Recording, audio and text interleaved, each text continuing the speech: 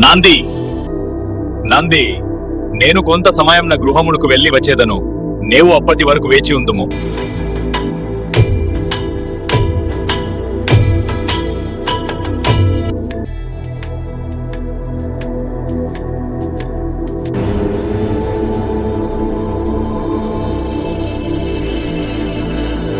కుమారా, నేను స్నానం చేసి వస్తా. నీవిక్కడ ద్వారం వద్ద కాపాల ఉండు. ఎవరిని రానియవద్దు. సరే మాతా.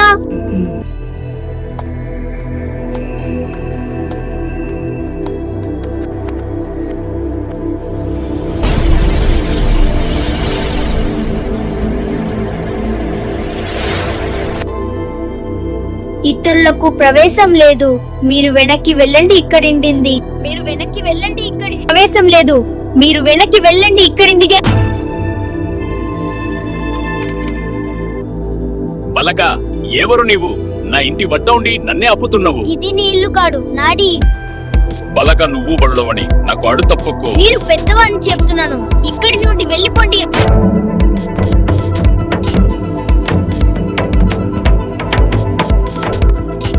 చాలు నీ అధిక ప్రసంగము.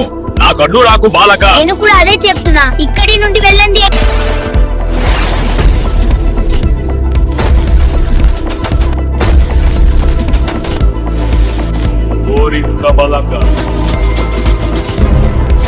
ఓరి మూరు బలగా, నీ పెట్టవడిని చుడక నాపై దడి చేస్తావా? ఇప్పుడే నీ శిరస్సు ఖండించేదా?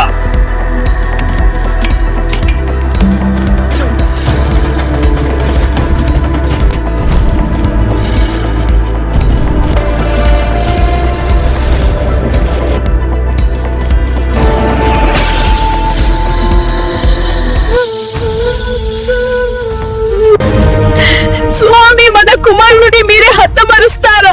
ఎంత పని చేశారు అయ్యో! ప్రాణశిక్షణిక ఆవేశంలో అంతా జరిగిపోయింది. నీవు బాధపడకు. నేను మన కుమారుడిని తిరిగి బ్రతికిస్తాను. తల్లిదండ్రులకు నా ప్రణామములు.